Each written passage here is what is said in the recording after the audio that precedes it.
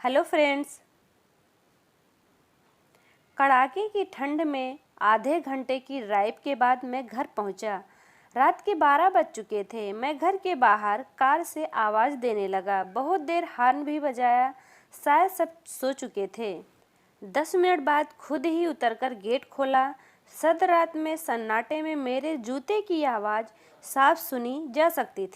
Car अंदर कर जब दोबारा गेट बंद करने लगा तभी मैंने देखा एक 8 से 10 साल का बच्चा अपने कुत्ते के साथ मेरे घर के सामने फुटपाथ पर सो रहा था।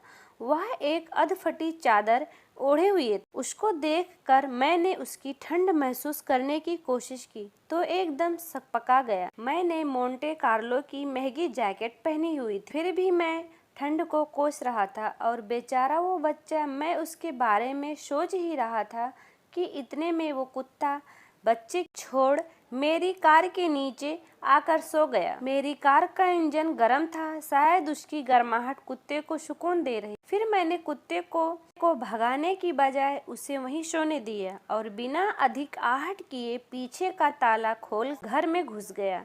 सब के सब सो रहे थे। मैं चुपचाप अपने कमरे में चला गया। जैसे ही मैंने सोने के लिए रजाई उठाई, उस लड़के का ख्याल मन में आया। सोचा, मैं कितना स्वार्थी हूँ। मेरे पास विकल्प के तौर पर कंबल, चादर, रजाई सब थे, पर उस बच्चे के पास एक अधफटी चादर भर थी।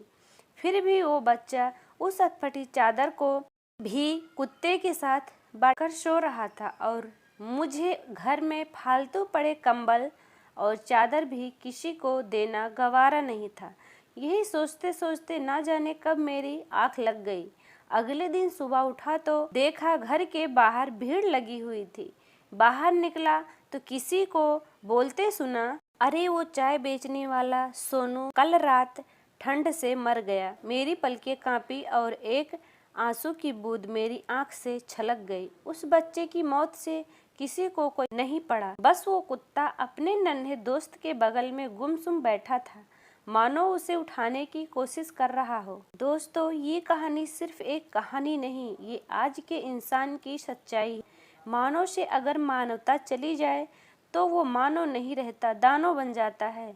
और शायद हम में से ज्यादातर लोग दानव बन चुके हैं। हम अपने लिए पैदा होते हैं, अपने लिए जीते हैं और अपने लिए ही मर जाते हैं।